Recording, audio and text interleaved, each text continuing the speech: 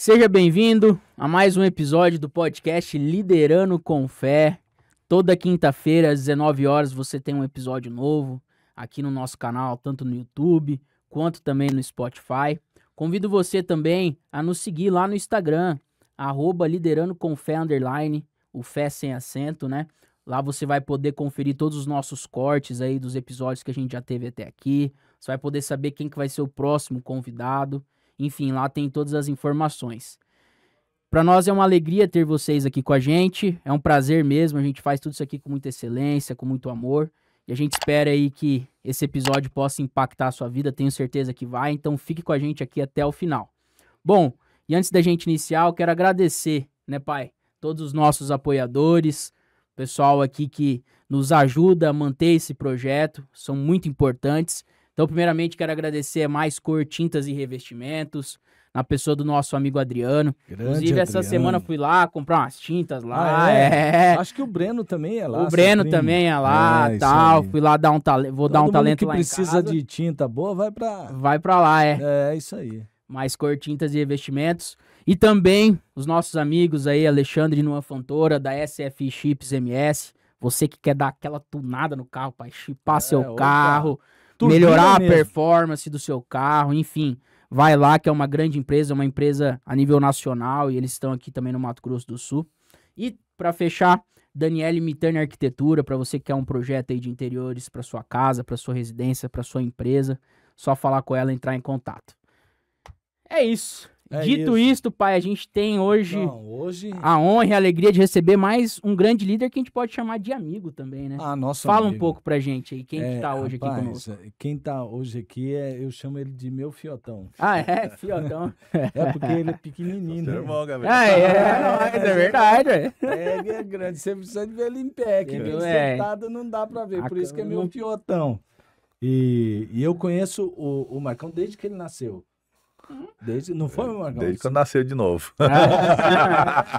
Ele nasceu em Cristo e eu tava ali junto. Eu aceitei Jesus no apelo dele também, né? Eu era aquele que aceitava Jesus em vários apelos, né? Aceitei na segunda igreja, aceitei na primeira com o pastor Ronaldo. É pra reafirmar o negócio. Não, era pra confirmar mesmo. Tô nessa. Mas aí eu vi, né? O pastor Marcos crescendo na fé, se amadurecendo, de liderado se tornou um líder, né? E ele começou um trabalho, um chamado, né? Tem um chamado de Deus muito forte e hoje ele é pastor, ele é missionário, capelão prisional, um dos pastores ali da Primeira Igreja Batista, capelão hospitalar também, né? Trabalha ali, a gente vai conhecer um pouco mais através aí do nosso bate-papo, né, Gabriel? Sim. A Associação Nova Criatura tem Show também, trabalha ali com uma comunidade terapêutica ligado e a casa de ressocialização. Depois ele vai explicar vai tudo entender tudo isso aí. É isso aí, mas estamos aqui diante do pastor Marcos Riss. Seja bem-vindo, pastor Marcão. Muito obrigado. Tudo isso que eu falei. Obrigadão aí pela sua presença aqui conosco. É uma alegria ter você aqui com a gente para compartilhar a sua história, né? Bom, então para começar, né, pai? Vamos lá aí a primeira pergunta. Pastor Marcão, quando que foi que o senhor entregou a sua vida para Deus? Como é que foi esse chamado? Como que foi essa entrega aí? Gabriel, Ronaldo, primeiramente a alegria. Luizão, que tá aí. Grande Luiz. Grande Luiz, amigão. Luiz já levei pros presídios também, já. É mesmo? Já fizeram altas imagens, altas produções lá dentro do presídio. Casamento coletivo, seminário de veredas, curso de teologia. Não que sei legal, do curso de teologia. Maravilha. Então, bacana, hein? Eu estou aqui em família, entre amigos. Pastor Ronaldo, meu pastorzão. Pastor, né? Pastor, meu discipulador, Gabriel também, já conhecemos há muitos anos. Tem um tempinho, né, pastor? Parabéns pelo podcast, obrigado. Parabéns aí. E uma alegria, né? Um instrumento muito poderoso para a gente levar informação. Verdade. De relevância para as famílias e para a sociedade. Estou muito feliz. Obrigado pelo convite. Top. Bom, mas respondendo a pergunta, né? Eu um jovem, nasci numa família tradicional cristã. Sempre gostei de ler a Bíblia, mas nunca tive contato com a igreja evangélica. Aliás, eu tinha até uma aversão, porque eu fui criado pensando assim, que igreja evangélica era um pessoal muito doido, muito fanático. Então a gente nunca tinha ido à igreja evangélica. Mas, devido a alguns problemas que meu irmão começou a passar, de depressão, ansiedade, hoje tantas pessoas, muitas pessoas né, hoje estão se descobrindo tantos distúrbios, problemas psicológicos, psiquiátricos, que naquela época, até hoje mesmo, atualmente, é difícil você diagnosticar exatamente algum transtorno, né? O fato é que muitas pessoas têm e às vezes vive aí e não consegue identificar. Mas meu irmão mais velho começou uma situação séria, né, de depressão, ansiedade, ideação suicida. E um dia ele pegou o ônibus e falou, eu preciso de uma igreja. Ele desceu no bairro Amambaí, primeiro que ele encontrou com a Bíblia, onde tem uma igreja? Indicaram ali a segunda igreja batista, ele entregou a vida para Jesus e começou a diminuir os medicamentos, nunca pode parar os medicamentos psiquiátricos de uma hora para outra, você tem que fazer o desmame, né? Mas a fé e a espiritualidade ajudou muito, hoje também ele é pastor. Que legal. E nesse tempo eu estava trabalhando numa empresa, Paulo Indústria Metalúrgica, meu primeiro emprego, tinha 18 anos, e ele começou a ir nessa igreja, e eu sempre lendo a Bíblia, e lá na Paulo tinha uma menina que trabalhava no caixa, Léa Cordeiro, nunca mais esqueci o nome dela. Ela era da Assembleia de Deus, Léa Cordeiro. Se você estiver ouvindo, um abração, Léa, não sei para onde você anda. Mas ela tinha um Novo Testamento dos Gideões, aquele azulzinho, sabe? Sei. Entendeu? E eu emprestava dela, os momentos de folga eu emprestava dela e ficava lendo. E sentia aquela emoção que eu não sabia que era o Espírito Santo, aquele nó na garganta, aquela coisa maravilhosa, lendo as histórias de Jesus, o Evangelho. E comecei a conversar com meu irmão, como é que é a igreja lá e tal. Ele falou, não, só falam da Bíblia, de Jesus e tal. Eu falei, vou lá. Primeira vez que eu fui, vi o apelo, entreguei a vida para Jesus, né? Olha, que e legal. aí que eu comecei a estudar mais a Bíblia e chegou num texto, Mateus 25, que fala sobre a volta de Jesus.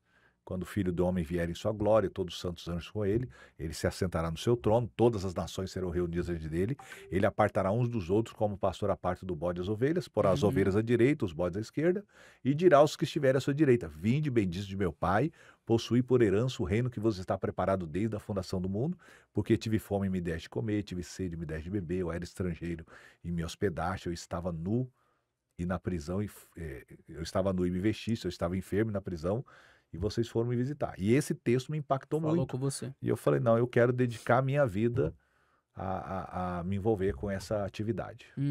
Que legal, show de bola. Então aí foi o começo da sua caminhada. Foi. Isso você tinha então 18 anos. 18 anos, Aí você, então, conheceu a Cristo, começou a caminhar com Cristo, ali na segunda igreja batista. Na segunda igreja batista, passava na primeira, ia para Santa Casa fazer visita, passava na primeira, participava dos Você já fazia visita na Santa Casa? Sim, já comecei. Logo quando eu comecei a frequentar a igreja, pô, cara é fera, hein, eu e meu irmão já começamos a visitar a Santa Casa. Entendi. E aí, os domingos, ia para Santa Casa, tinha uma carteirinha, na época a gente tinha uma carteirinha, né? Da própria, já como capelão. Uma carteirinha da própria Santa Casa para poder visitar. Assistência religiosa. E saía, passava na primeira, participava do culto, pastor Ronaldo, né, o Jonathan, e inclusive aceitei Jesus também. É lá. Reafirmei, né, pastor? Confirmou de novo. Confirmei, porque quando você tá naquele primeiro amor, né, toda vez que você vê um apelo, você... Já quer ali. Entendeu? Entendi. E daí nessa caminhada, então, quando que foi assim que você começou mesmo a se envolver, né, com missões, com a capelania? Já começou ali o Nova Criatura? Aí já começou logo que eu entreguei minha vida para Jesus, porque antes eu queria até ser padre.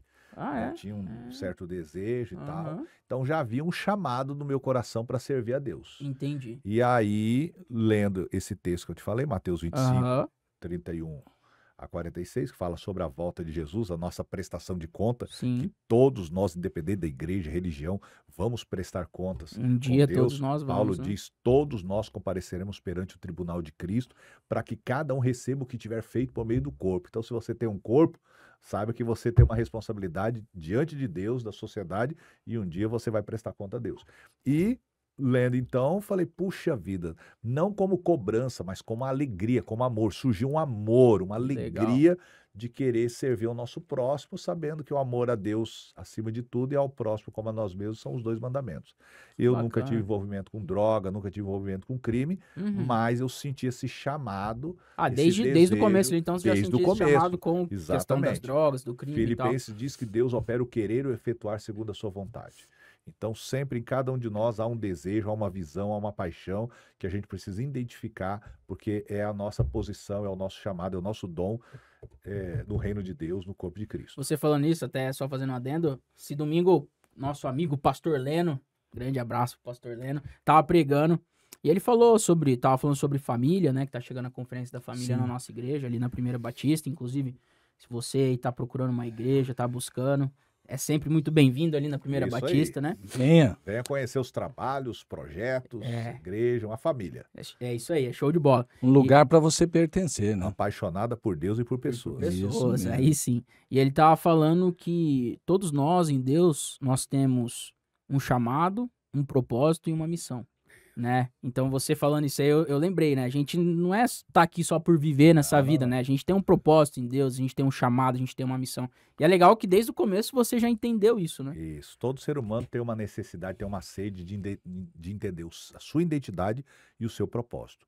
Nós não estamos aqui para ganhar dinheiro, para ter família, para ter status. Tudo isso é importante, faz parte da vida, mas há algo dentro de nós que clama por encontrar nossa identidade, origem, destino e propósito. E a gente encontra isso com certeza na palavra de Deus, o Espírito Santo quer nos orientar, nos ensinar cada um de nós a chegar nesse propósito. E essas características aí que ele falou, todo líder tem que ter, né, pai? Opa. Trazendo aqui pro mundo do nosso podcast, né? Sim. Um líder precisa ter identidade, propósito. Ele falou 4 coisas assim que lá, já falamos isso aqui no nosso podcast, em Efésios a gente encontra. Deus falando que a gente tem origem, porque Ele nos escolheu em Cristo Jesus desde antes da fundação do mundo. Em Cristo Jesus nós temos identidade, porque Ele fala que nós somos chamados e predestinados para sermos filhos por adoção em Cristo Jesus, não é? Ele ali no livro, na carta aos Efésios, ele diz que nós temos um propósito, o para que existimos. Isso, e ele diz assim, para as boas obras, porque vocês foram separados. Então, quando você fala capítulo assim... 2, versículo 10. Porque todos somos criaturas, criados em Cristo Jesus para as boas obras, as quais Deus preparou para que andássemos nela. Pronto. Isso é propósito. Você vê que o homem conhece a Bíblia de cabeça. Não, isso eu acho que ele tem a Bíblia de cor inteirinha. Para cada coisa que você fala, ele cita um versículo e dá um endereço. Para não pecar contra ti. Olha aí, ó, tá vendo? Salmo 119. Você tá de brincadeira, hein, mano? Show de bola, hein? O pastor Marcos é conhecido, isso é uma marca registrada dele. Ele sabe, para cada coisa que você comentar, ele tem Ele tem ali na mente um versículo. É verdade. E quando ele falou, né, isso aí, nós sabemos que temos origem, identidade e propósito, e nós estamos selados pelo Espírito Santo, né? Isso aí. Hã? Se não fosse ele, nada poderíamos fazer. Selados para o Espírito Santo para vivermos na glória com Jesus. Olha aí. E sem querer entregar a idade, né, pai? Mas então lá você aceitou Jesus com 18 anos e agora faz quanto tempo que o senhor trabalha aí com a capelania prisional, atende a questão aí dos dependentes químicos, a capelania ali hospitalar? Então, depois de pouco tempo que eu entreguei a vida para Jesus, comecei a frequentar a Primeira Igreja Batista, comecei a me envolver com os jovens, o Beto Careca, o Roberto, a Rosiane. Legal. Careca. Betão. A Tânia do William Salgado. Grande Tânia. Eles tinham uma reunião de oração. Olha como é importante, tem uma reunião de oração todas as 18 horas lá na Primeira Igreja Batista, ali no fundo, né, o corredor do Templo Antigo, gente. Que tinha aquelas colunas. E eu estava por ali, encostado numa daquelas colunas lá, o Beto entrou no corredor, voltou, falou, você não quer participar de uma reunião de oração? E eu fui participar e nunca mais parei, toda a tarde eu estava lá, e eles faziam visitas e tal, e eu fazia visita também, e como eu disse, nesse primeiro trabalho que eu comecei mesmo, era no hospital, com o meu irmão mais velho, né? E a gente fazia visita na Santa Casa, logo em 90, isso aí era 89 para 90, ano de 90, em 91 o pastor Gilson foi para a primeira, e aí foi onde eu também membrei na primeira. Mas 90 para 91 já fazia os trabalhos nos hospitais. E 92 começamos um trabalho, graças aí ao pastor James. Hoje está nos James, Estados Unidos, né? Estados Unidos. Tá em Atlanta ainda? É, em Atlanta. Abraço, James. Ligaram se eu não me engano, ligaram do presídio lá pedindo que a igreja prestasse assistência religiosa. Você vê, o mundo clama, né? É verdade. Pelo evangelho. Né? E a igreja faz isso muito bem, né? Graças a Deus. Paulo diz, Romanos 1,16, o evangelho é o poder de Deus para a salvação de todo aquele que crê. Uhum. E começaram ali, o James abriu o trabalho, levou os documentos na GPEM e tal. E na época não era nem o nome GPEM. E os diáconos, Isaías e José Eulário da Rocha, começaram o trabalho nos presídios. E depois me convidaram, em 92 eu comecei a participar com eles. Entendi. E desde lá nunca mais parei. Então, tanto ali na Santa Casa, na capelania hospitalar, quanto nos presídios. E também nessa época, em 92, começou também um ministério na igreja chamado Igreja Batista da Rua, com José Carlos Prado. Ele é gerente do Banco do Brasil e tal. Teve um sonho, e no sonho ele estava evangelizando os meninos de rua, dando sopão e tal. E ele entendeu que Deus estava chamando ele para esse trabalho, reuniu aí umas irmãs da igreja que cozinhava, ele mesmo comprou os alimentos, a gente pegava a Kombi da igreja e nos encontrávamos ali segunda, quarta e sexta, 11 horas da noite, só para pegar o pessoal da rua mesmo. Ali ele passava as orientações e tal, e a gente ia levando o alimento, o pão da terra e o pão do céu para aqueles que estavam em situação de rua. Que bacana. E é importante, né, a gente ver como que é importante alguém começar o trabalho, né? Sim. Hoje essas pessoas lá atrás trilharam o caminho, deixaram um legado, né? E até hoje, você contando a história deles, quantos anos fazem isso, né? Fazendo a diferença na vida do próximo. Então não é em vão, hein? Né? E você vê como isso depois se desenvolveu de um sonho. Geralmente, eu lembro do José Carlos Prado contando esse sonho que ele teve quando começou esse trabalho. A Igreja Batista da Rua foi muito conhecida e atendeu muitas pessoas. E você continuou com esse trabalho e Deus continuou falando com você, porque em cada tempo, porque às vezes Deus não revela a caminhada inteira, né? Você sabe do teu chamado, do teu propósito e com o tempo você vai. Como que isso se desenvolveu? Como é que uma coisa passou a ser outra? Como é que foi esse processo na sua vida? Então, hoje eu encontro até pessoas que nós evangelizamos na Igreja Batista da Rua. Hoje estão com família, são gerentes de lojas, têm uma vida restaurada. Então, não existe pessoas irrecuperáveis, não existe pessoas perdidas. Então, hoje, quando você vê pessoas em situação de rua, preso, qualquer tipo de pessoa, né? A Bíblia diz que em Ezequiel, Deus não tem prazer na morte do ímpio, mas Deus tem prazer que o ímpio se converta e viva. Então tem solução para a nossa sociedade aí tão desestruturada, e o evangelho, ela faz parte dessa resposta. Como que se desenvolveu? Então a gente começou a trabalhar nas ruas, nos presídios, e a gente realmente via que o evangelho é o poder de Deus para a salvação de muitas pessoas recuperando dentro dos presídios. Você sabe que dentro dos presídios tem drogas, né? Infelizmente, né? Tem drogas ali e tal, e as pessoas consomem drogas, e só que o que acontece? Quando a pessoa aceita Jesus dentro do presídio, ele tem uma mudança de comportamento. Ele pede para sair da cela, que é chamada cela dos ímpios, e vai para a cela cristã. Na cela cristã, automaticamente, ele não pode mais fumar nem usar droga. No mesmo dia, ele tem que parar. Tem que parar ali, porque a romper com o vício. disciplina que são os presos, que tem a disciplina do presídio e tem a disciplina dos próprios presos da massa carcerária. Não aceita que aquela pessoa que se diz agora cristã evangélica dê mau testemunho. Então, existe essa regra interna deles ali. É bom explicar ali. isso para a sociedade, porque a sociedade geralmente fala assim, os presos estão se fingindo de cristão e tal. Não, ali não existe tem uma cobrança fingir. Ali é uma eles. cobrança 24 horas. Então ele vai para a cela evangélica, automaticamente ele para de fumar, para de usar droga, ele não pode cometer nenhuma contravenção ali aos olhos da massa carcerária que não corresponde à fé cristã. Porque, na verdade, muitos que estão presos ali têm um conhecimento, foram de famílias evangélicas, né? Infelizmente, hoje muitos jovens estão deixando a igreja, se envolvendo com o mundo, e aí as más companhias corrompem os bons costumes, como a Bíblia diz, né? Muitos foram para lá por mau conselho, má companhia, né? E então eles têm um temor. Até os que estão faccionados nas facções, eles têm um temor e um respeito a Deus. Então, eles falam assim, ó, aqui nós somos homens. Ou você está com a gente no crime, ou você está na igreja. Entendi. Se você for para a igreja, em cima do muro se você lá, aceitar Jesus, reconciliar e for para a igreja, meu irmão, é a melhor decisão que você pode fazer na vida. Ninguém vai mexer com você. Só que tem uma coisa, nós vamos cobrar o seu testemunho. Aqui a gente não aceita patifaria. Se você está na igreja, se você está na cela evangélica, participando dos cultos, e você fizer alguma coisa errada, não é o pastor que vai te disciplinar, não. Somos nós. Olha, é assim que funciona lá. Então, o que acontece?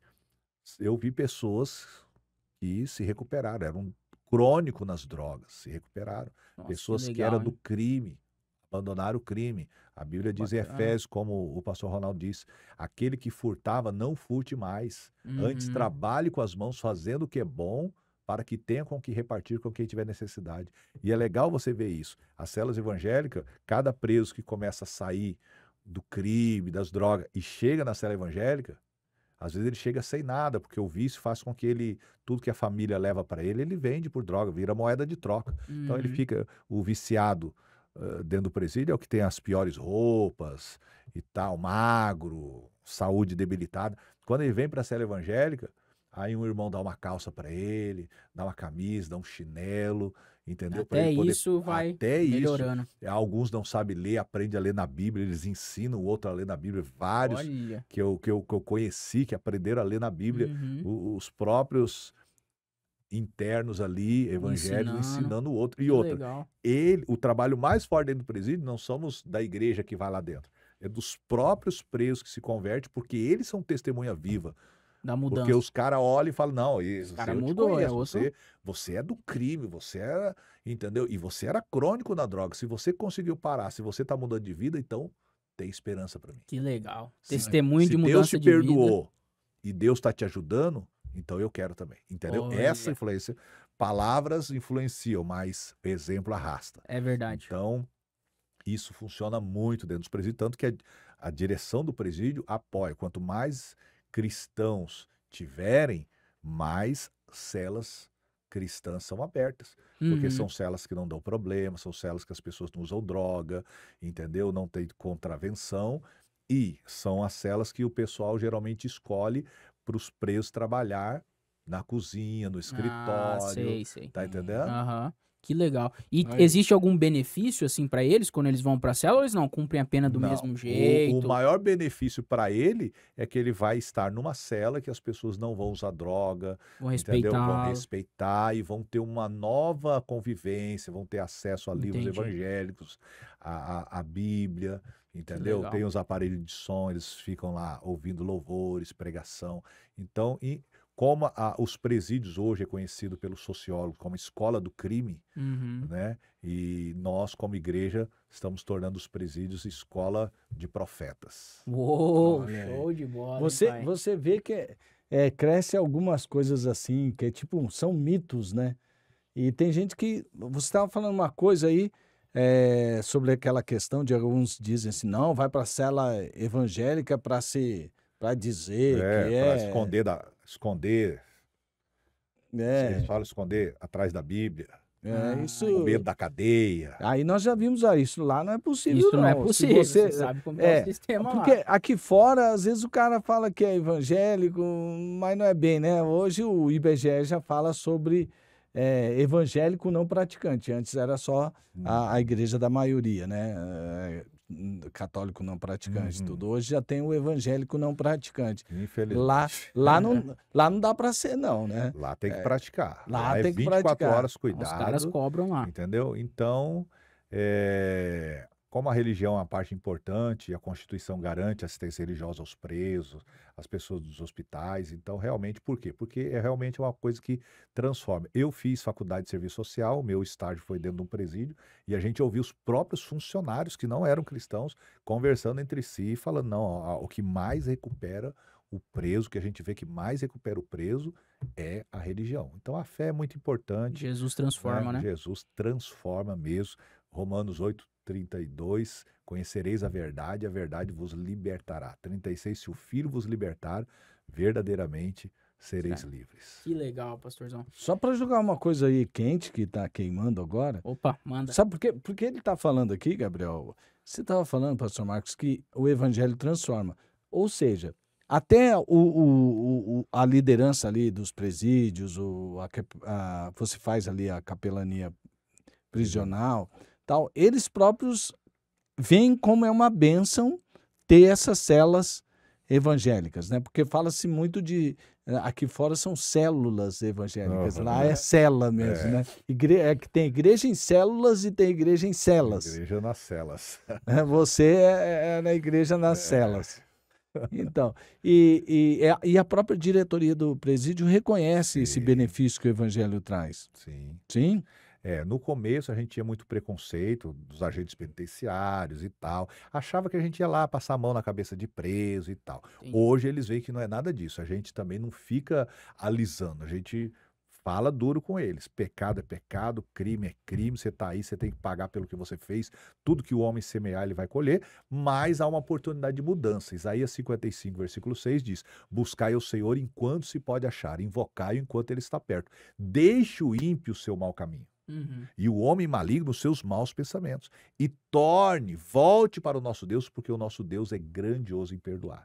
Então a mensagem do evangelho não é conformar a pessoa no pecado. Não, é tirar a pessoa do pecado, é tirar a pessoa da criminalidade. Quem sai mais ganhando? A sociedade, você que está nos assistindo. Porque quanto mais a criminalidade aumentar, as drogas, os vícios, os nossos filhos, nossos familiares estão sujeitos a esse mal que está só crescendo no mundo. Então, quanto menos uma pessoa que é do crime sair do crime para servir a Deus, independente da igreja, lá dentro do presídio, a gente não fala de denominação, de igreja, a gente fala da palavra de Jesus, que ele precisa entregar a vida para Jesus, ter a Bíblia como a palavra de Deus, como manual de fé e prática, e quando sair, ele e a família procurar uma igreja que melhor ele se identifica para realmente abandonar as coisas erradas e começar uma nova caminhada. Nós temos o privilégio de termos hoje tantas famílias restauradas, porque atrás de um preso tem muitos filhos, tem esposa. Às vezes a gente acompanhou famílias inteiras,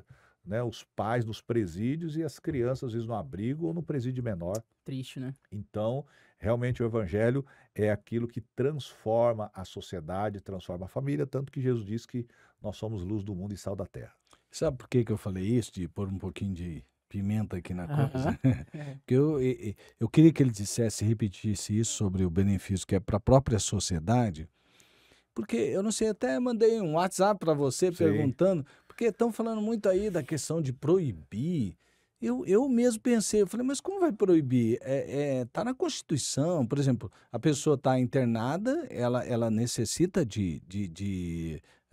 a presença ali de um apoio religioso e tudo mais, e isso é lei, né? A própria pessoa pode requisitar um apoio religioso. No presídio também é assim, como no hospital é no presídio. E isso está na Constituição.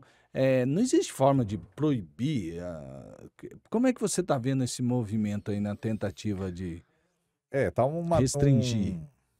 Uns comentários muito grandes em que o governo atual está tentando impedir a evangelização, assistência religiosa nos presídios. Até onde eu sei, não é toda a verdade. É claro que esse governo, ele não apoia tanto os trabalhos cristãos como o governo anterior, né? Que a gente bem sabe. E muitas vezes pessoas que não entendem esse benefício, essa importância da religião dentro dos presídios, eles vão tentar inibir, dificultar, criar normas e regras para que dificulte, porque proibir, como o pastor Ronaldo disse, não tem como. Está na Constituição, artigo 5º, está na LEP, na Lei de Execuções Penais, que é assegurada ao preso a assistência religiosa. O que eles estão alegando é que não pode constranger o preso que tem uma outra religião a participar de uma religião que ele não concorda. Então, isso não é feito dentro dos presídios. Dentro dos presídios, nós adentramos ali, lá tem toda a estrutura já, púlpito, caixa de som, violão, microfone, pedestal. Quem quer participar, vai para o local de culto. Quem não quer, Não vai, está não livre, comparece, não vai. Tá livre, a gente não constrange ninguém. Mas a gente ouve muitos casos de pessoas que estavam na cela, na quadra, jogando bola e começaram a ouvir os louvores, ouvir a palavra, e aquilo começou a gerar fé e esperança, e hoje ele entregou a vida para Jesus, tem uma vida transformada. Estou me lembrando aqui do Walter Luiz de Oliveira Pérez, que dentro da Máxima, num culto, ele estava jogando bola no gol, e ele começou a ouvir um hino, e aquele hino tocou no coração dele, tomou um golaço, e aí ele largou ali o gol e foi para o local do culto, entregou a vida para Jesus, ele saiu, e nós abrimos a Associação Nova Criatura, uma casa de apoio, ele foi para lá, porque ele não era daqui da cidade, ali ele conheceu uma missionária, acompanhamos o desenvolvimento dele, conheceu a missionária Elizabeth, fiz o casamento deles, a Igreja Batista Memorial, na época com o pastor Eli, bancou a faculdade teológica do Walter. Hoje ele é ligado, hoje ele é pastor missionário ligado à Convenção Batista. Olha. Ele é um dos missionários da Junta de Missões Estaduais, já assumiu a primeira Igreja Batista de Caracol, agora está na primeira Igreja Batista de Porto Murtinho, fazendo um excelente trabalho. Então imagina, uma pessoa que era do crime, traficante, hoje é um instrumento de Deus para abençoar a sociedade. Então é isso que o Evangelho faz, é isso que Jesus faz, porque Jesus é o mesmo ontem, hoje e eternamente. Aliás, o último ato de Jesus na cruz, né, antes de morrer, ele salvou um criminoso, né? Jesus, Lucas 23, ele estava crucificado entre dois criminosos, e um deles virou para Jesus e falou: Senhor, lembra-te de mim quando entrares no paraíso. E Jesus respondeu para ele: em verdade te digo, hoje mesmo estarás comigo no paraíso. Jesus é a resposta para quem está no crime, para quem está nas drogas, no álcool. Você que tem um familiar que está no crime, na droga, no álcool, seja qual for o problema, Jesus é a resposta, e nós queremos te ajudar. Entre em contato conosco, entre em contato com a Primeira Igreja Batista, nós teremos o maior prazer de ajudar famílias, de ajudar pessoas a sair de uma situação de criminalidade, drogas, vício, para servir a Deus. Não há nada melhor do que a pessoa declarar: eu e minha casa servimos ao Senhor. Sensacional, hein, pai? Você tá Muito vendo? bom, grande pastor Marcos. E é legal, assim, ouvir sua história, ouvir o seu trabalho, porque existe duas correntes muito fortes, né? Uma que diz que bandido bom é bandido morto, e a gente vê que essa teoria é muito errada. Mas eu concordo com essa teoria. É mesmo? É morto pra... Bandido bom é bandido morto. Morto pro pecado. Morto e vivo pra velha criatura e vivo pra Deus. É isso aí. Você tá vendo? É, show de bola. Ele deu uma olé na gente. Deu uma olé agora. Me dibrou. E existe também uma outra linha. Até o Luizão gostava. Até o Luizão curtiu. E existe uma outra linha que também, assim, né? Passa a mão na cabeça do bandido. Ele é um coitadinho da sociedade e tal. Puxa, é porque aconteceu isso com ele lá na infância, né? Que também não é verdade. Então a gente vê que o trabalho que vocês fazem é um trabalho sério, é um trabalho correto, que o preso está ali para cumprir, né? Pagar o que ele cometeu, de acordo com a lei. Mas também você dá uma opção, vocês ali trazem uma opção de mudança de vida, né? Sim. Então, é possível essas pessoas retornarem para a sociedade com outros pensamentos e com outras atitudes, né? Muito, muito legal. Pastorzão, desculpa, senhor. Então, hoje o nosso propósito, hoje como assistência religiosa, como capelania prisional, não é apenas ir nos presídios e falar do amor de Deus, mas expressar o amor de Deus pelo pecador. Como? Hoje nós temos a Associação Nova Criatura, criada em 2002. É sobre ela mesmo que eu ia pedir para você falar. Conta um pouco pra gente o que é a Associação Nova Criatura, o que vocês fazem. Muitos presos saíam das celas evangélicas, cumpriam a pena normal e nos procuravam na igreja: pastor, o senhor me batizou, o senhor me ganhou para Jesus e tal, eu não quero mais o crime na minha vida, não quero voltar para as drogas, mas eu não tenho ninguém. Minha família não acredita mais em mim, outros são familiares de outros locais, não é? E a gente não tinha o que fazer. Como que nós vamos fazer? Na época eu era solteiro, vou levar para minha casa? Não tem como. Aí, né? Lendo lá Lucas capítulo 10, a gente vê aquela passagem do bom samaritano, né? Que Jesus exemplificou que um homem estava necessitado e um samaritano apareceu e ajudou, levou ele para uma hospedagem e cuidou dele. E como ele tinha que continuar a viagem, ele chamou o hospedeiro e falou: olha, toma 2 denários e se ele gastar mais, eu te pagarei quando voltar. Então, aquilo ali me chamou a atenção, que nós como igreja, hoje a igreja é um potencial de benefício para a sociedade, nós precisamos ter um local para recolher, para acolher essas pessoas que estão em situação de vulnerabilidade. Hoje a Primeira Igreja Batista, Tem um trabalho excelente através da FUNASP, uma Fundação de Assistência à Pessoa Humana, que a gente atende várias pessoas em situação de vulnerabilidade. O Projeto Nova Transforma atende mulheres, crianças, inclusive jovens, a Vivi esteve aqui contando a história dela. Sexual, não é? Faz um trabalho excelente. Temos o ID, que trabalha com crianças, temos a equipe da Esperança, que trabalha nos hospitais, temos também a Nova Criatura, que trabalha com pessoas em situação egresso do sistema prisional e pessoas em situação de rua e de dependência de álcool e droga. Então, hoje a igreja entendeu que mais do que pregar o evangelho, nós precisamos viver o evangelho. Mais do que falar do amor, nós precisamos expressar o amor em atitudes. Então, é isso, quando a gente vai dentro do presídio, a gente fala, ó, você só continua no crime se você quiser. Porque se você quiser sair do crime, nós como igreja, nós vamos te ajudar. Se você não tem família, nós vamos ser sua família. Se você sai daqui e não tem onde morar, nós temos um local para você morar, se tratar, se você ainda é dependente de álcool e droga, porque aqueles que estão na cela evangélica, eles já estão se recuperando. Quando eles saem, vão direto para casa de apoio. Para aqueles que, às vezes, quando sai do presídio, que quer uma mudança de vida, nós encaminhamos para o centro de recuperação. Então, tudo a gente mostra que primeiro ele tem que pagar um preço. Ele tem que fazer a parte dele, não é? Nem Deus consegue ajudar quem não quer ser ajudado. Então, quando ele demonstra que ele quer ajuda através das atitudes dele, então ele vai seguir a orientação que nós vamos dar e a igreja não vai deixar de apoiar. E graças a Deus, é por isso que a igreja existe, por isso que a gente recebe ofertas, dízimos, porque tudo é revertido para que famílias sejam restauradas e recuperadas. Legal. Tem mais um testemunho, em 98, o pastor Ronaldo estava lá, tem as imagens, viu, Luizão? Em 98 eu tinha 4 anos, hein? Em 98 a gente fez um culto lá, a equipe de louvor, e o pastor Ronaldo pregou e fez o apelo. E atrás das grades estava um preso chamado Oscar.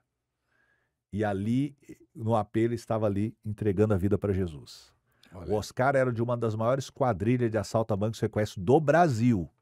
Eu tenho um recorde de jornal, se der certo o Luizão depois vai colocar. Sim. E ele foi alcançado ali naquele dia, aceitou Jesus e ele foi para as celas evangélicas, saiu do presídio, ele tinha esposa, tinha filhos, nos procurou na igreja, nós ajudamos com o que podíamos, mas a maior ajuda ele falou, pastor, eu não quero mais depender do crime, eu posso ligar para minha quadrilha, para o meu pessoal, eles iam me mandar dinheiro, ia mandar o que eu preciso, mas eu não quero mais depender do crime, eu quero depender de Deus. Me arranja qualquer emprego, seja honesto, para que eu possa sustentar minha família. Consegui um emprego para ele de faxineiro na concessionária de veículo.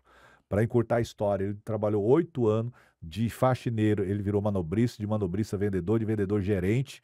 O patrão dele foi para Três Lagoas e levou ele e a família junto.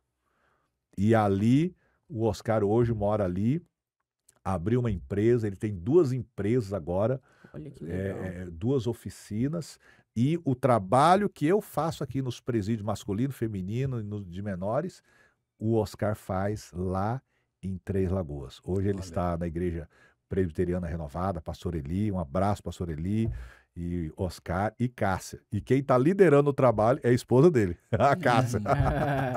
Show de bola. Mas falando sobre a casa, vocês atendem hoje quantas pessoas lá? Hoje nós temos uma capacidade de atendermos cerca de 30 pessoas com dependência de álcool e drogas e mais 20 pessoas com situação de que já cumpriu o tempo no centro de recuperação, está saindo. O que acontece? Só para entender. Sim. As comunidades terapêuticas têm um tempo de tratamento, que é de 6 a 9 meses, algumas até 1 ano. No nosso caso, são 6 meses. Geralmente, são encaminhados pelo POP. POP é o local do município que trabalha com pessoas em situação de rua. Ali eles fornecem café da manhã e almoço. Então, ninguém morre de fome na rua, tá? De segunda a sexta. E ali eles fazem o encaminhamento para quem quer ir para o centro de recuperação.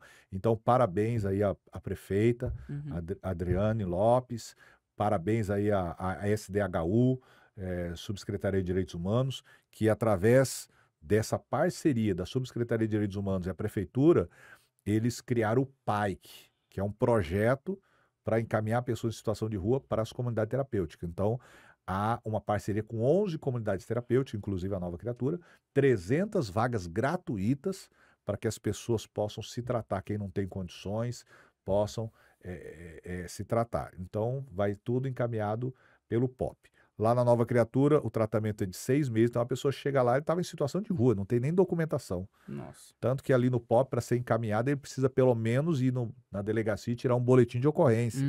Aí lá no POP, eles encaminham ali em frente a Mirim, que são 2 quadras ali do POP. Sim. Que aí ele faz um exame de sangue, para saber que não tem tuberculose nem nada, para não prejudicar a comunidade terapêutica. Faz o exame de sangue, dali ele é encaminhado para uma dessas 11 comunidades terapêuticas.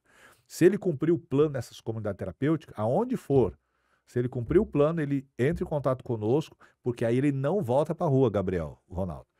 Ele não imagina, essa pessoa estava na rua, né? Não tinha mais vínculos familiares. Ele vai para a recuperação, depois volta para a rua? Não faz sentido. Não faz sentido, é um investimento perdido.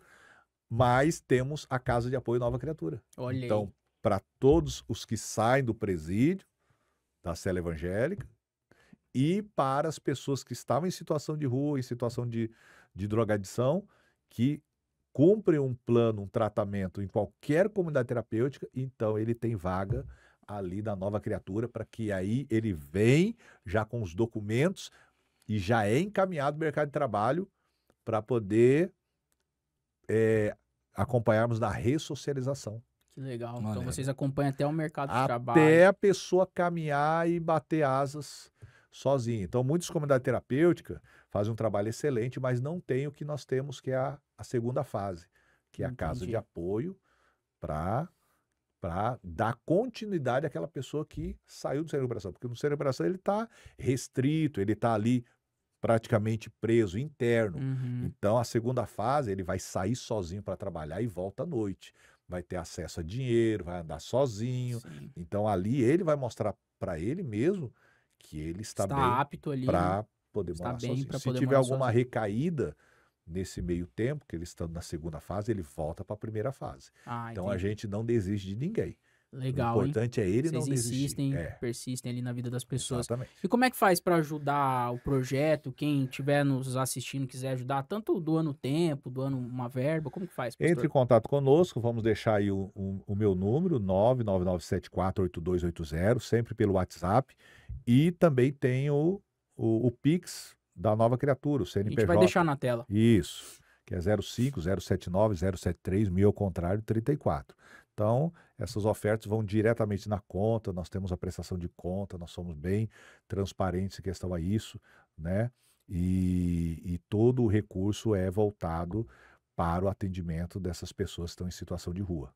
Legal. Nossa maior alegria é vê-los restaurados com a família, todo domingo tem visita familiar, ver a família se aproximando, gerando novamente aquela confiança que foi perdida e principalmente ele depois está trabalhando, em vez de ser um peso, um prejuízo para a família, para a sociedade, ele está agora somando, né? Abençoando a sua família e, como exemplo, ajudando outros. O que acontece é que eles mesmos vão trazendo outras pessoas, amigos que estavam no crime, nas drogas, no álcool, para se recuperar. E os amigos deles, os conhecidos, falam, não, se você conseguiu, então, entendeu? Eu também posso. A esperança para mim também. Pra mim. É a corrente do bem. Bacana, hein, pai? Que linda história, né? Não, é uma história linda porque é uma transformação de vida que é assim, é impressionante. Eu não canso de ouvir os testemunhos ali da Associação Nova Criatura, porque quem não sabe dessa história cria vários fake news. Por isso que é importante, o Gabriel falou, conhecer. Vai lá conhecer em loco as comunidades terapêuticas, o nosso trabalho. Como você bem disse, né, Gabriel? É a história do que os olhos não veem, o coração não sente. Morto, que é um extremo, e o outro extremo é que ele passou por isso, passou por aquilo, e deixa ele aí na sociedade, e aí a sociedade sofre com criminosos ali soltos, né? E aí a gente precisa entender a história. Sabe por que você estava falando? A gente entende, você é empático, você entende a história daquela pessoa, que realmente, às vezes a pessoa vai ali pelos traumas, pela história familiar, por tudo que ele passou. Distúrbio emocional. Hoje, muitas pessoas com problemas, transtornos.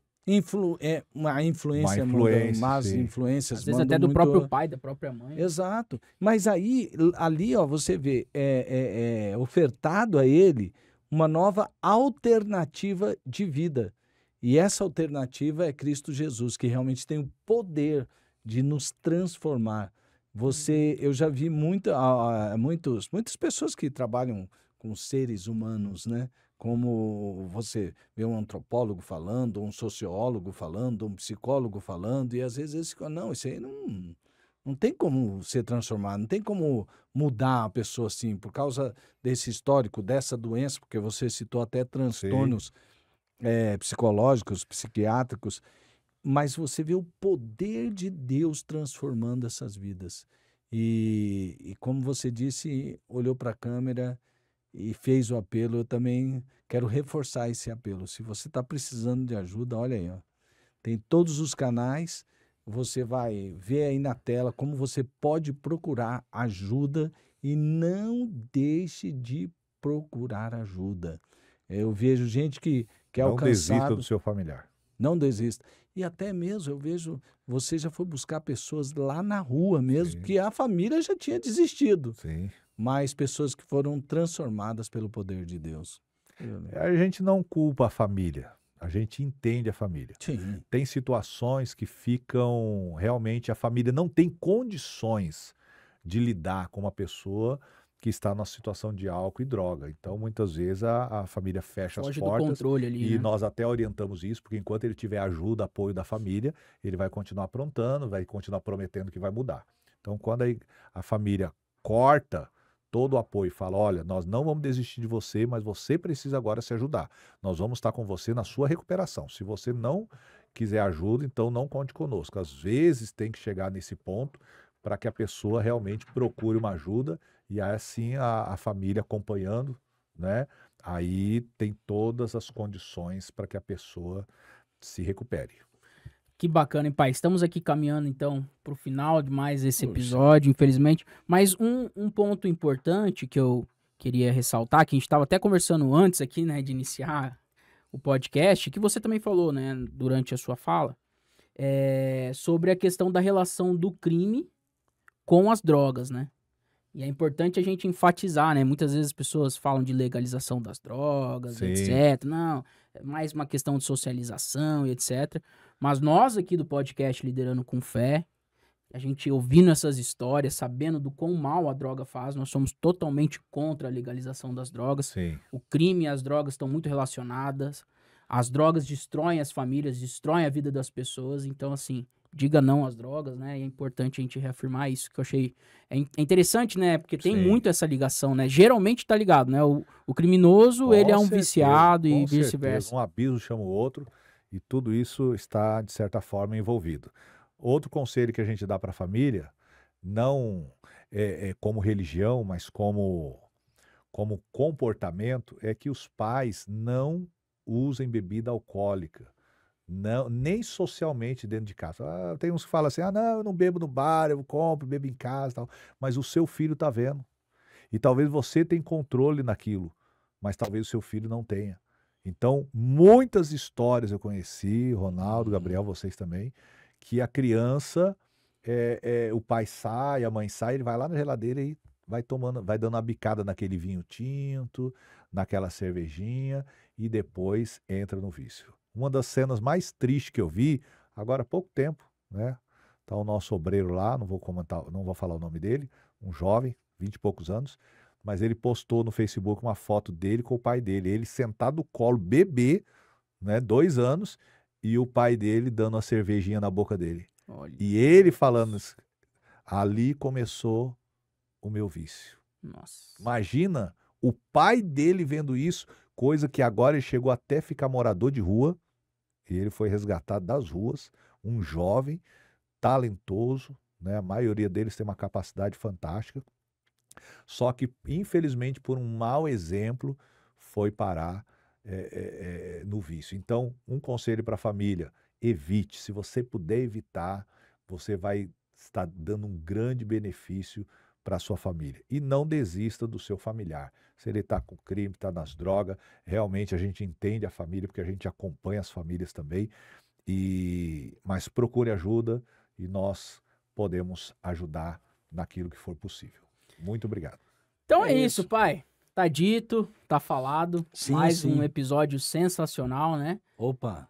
Fala aí, deixa sua mensagem aí pra gente estar finalizando e depois passar a palavra pro pastor Marcos. Bom, aí, agradecer eu ele quero também. finalizar dizendo que, olha, você não imagina a felicidade de ter você aqui no nosso podcast. Alegria mesmo. E quando o pastor Marcos fala assim que eu estava lá na conversão dele, que eu fui bênção na vida dele. Não só na conversão, pastor Ronaldo. Então, quando o meu irmão, lembra que eu falei que o meu irmão estava com problema? A minha mãe entrou em contato com a igreja. Quem foi visitar lá em casa? Pastor Ronaldo. Primeira visita de um pastor na nossa família. Pastor Ronaldo foi lá com fusquinha bege. É bege, né? Aquele fera. Lembra? Isso aí, gente, faz mais de 30 anos, entendeu? E mas eu tenho essa lembrança do pastor Ronaldo, tanto ali na visita em casa, como lá no apelo, lá na primeira. Eu lembro até o versículo, o texto que ele usou, né? Olha, a memória do homem é boa, hein? Jesus estava na cruz, Jesus morreu semi-nude, né, na cruz, então não se envergonhe de Jesus e tal, se você quer aceitar Jesus. Tá vendo? Que legal. Lembra de tudo. Então, mas o que eu tava dizendo, você imagina, rapaz, sabe aqueles pais orgulhosão que, meu garoto, pode assim, tipo assim, rapaz. Então, para mim é um prazer enorme ter você aqui e ver o que Deus está fazendo através da sua vida. Muito obrigado mesmo por ser quem você é. Muitas vezes a gente agradece pelo que a pessoa faz. Eu quero agradecer por você ser quem você é, porque você faz o que faz, porque é quem é em Cristo Jesus. Exatamente. E obrigado mesmo por tudo que você faz, por essas pessoas também. Eu já vi muita gente ali sendo abençoado. Ele faz diferença na vida de muitas pessoas. E quando você conta esses testemunhos, o Luiz não está se detendo. Eu acho que quase o Luiz está entrando aqui no programa aqui para testemunhar. Segurando ali, porque realmente é uma história muito linda de transformação de vida, e só quando a gente ouve e vê essas histórias de vida que a gente realmente pode dizer, é verdade essa transformação, não são historinhas contadas por aí, porque a gente vê aquelas pessoas, como elas estão ali, e é interessante você ver na capelania prisional como a presença de Jesus, a presença da igreja, a presença transformadora do poder do Espírito Santo está ali, ó. Quando a pessoa está presa, então é uma capelania prisional ali, o presídio, Jesus está presente ali, usando pessoas. Quando aquela pessoa sai, ela tem a ressocialização, que é uma coisa muito importante, porque muitos voltam ao crime. Que é um discipulado, um acompanhamento, né? Não é verdade? Voltam ao crime porque eles saem, não tem o que, para onde ir, volta para aquele lugar que estava. É como o cão que volta para o seu próprio vômito. Mas o pastor Marcos está aí, ó, a Associação Nova Criatura, demonstrando que há possibilidade de transformação e da pessoa ser ressocializada e ter uma vida que vai abençoar, como é na história do Oscar que você contou. Não somente Jesus transformou a vida dele, mostrou o que ele pode fazer na vida de alguém, ele foi totalmente ressocializado, e aí o que ele fez? Ele foi lá e no discipulado ele fez, você que nem o meu discipulador, porque você é o pai do Oscar ali, ó. E aí ele foi e fez o trabalho também ajudando os outros. Que legal. Veja só como é como você chamou, né, uma corrente do bem para abençoar a vida e transformar a vida de pessoas. Muito obrigado, então, pela sua presença aqui. Eu quero aproveitar para agradecer a pessoa do pastor Ronaldo, representando aqui nosso queridão pastor Gilson Breder, agradecer ao pastor Gilson Breder e à Primeira Igreja Batista. Tudo que eu faço hoje é graças a Deus e à igreja, porque se não fosse o investimento da igreja, eu vivo hoje tempo integral, 24 horas dia e noite, a gente está aí ligado para atender pessoas, né? Porque as pessoas que estão na comunidade terapêutica, nós acompanhamos 24 horas, é alta complexidade, então a gente sempre está ligado, às vezes tem uma pessoa que passa mal, vai para o hospital, vai para o UPA, e aí o obreiro vai junto acompanhando, e a gente tem que estar tudo ligado nesse sentido. Agradecer então à igreja, porque a igreja tem feito de uma maneira geral, mas mais especificamente a Primeira Igreja Batista, acreditou na nossa visão, no nosso chamado, que é bíblico, que é ajudar as pessoas, que é ter o amor na prática, não é? E investiu no obreiro, que eu já estou lá desde 97, contratado da Primeira. Que legal. E investiu também nos projetos sociais, entendendo que o maior investimento da igreja é na vida de pessoas, até mesmo aquelas que ninguém mais dá valor. São considerados o lixo, a escória da sociedade, mas dentre essas pessoas, Deus está levantando homens e mulheres de valor que vão fazer a diferença na sociedade. E como o pastor Ronaldo falou sobre a capelania prisional, hoje nós viajamos o estado, nós vamos em outras cidades, dar curso de capelania, ajudar outras igrejas a se cadastrarem na GPEM, a terem a sua equipe para prestar assistência religiosa nos presídios. Vai abençoar muitas vidas, vai abençoar a sua cidade, a nossa nação e o nosso estado. Estamos à disposição. Damos o curso de capelania prisional e hospitalar também. Bacana. Pastorzão, e todo convidado que vem aqui, a gente pede para indicar aí um livro que o senhor leu e que te ajudou nessa caminhada de líder aí, enfim, que você queira indicar aí pro pessoal ler. Você tem algum aí? Agora você me pegou, hein? Agora complicou. Não existe, querido, não existe um livro de maior influência, de maior relevância do que a Bíblia. O que eu posso te orientar? Comece lendo o Novo Testamento. Mateus, Marcos, Lucas, João, depois Atos, Romanos. Você vai descobrir tudo que nós estamos falando aqui.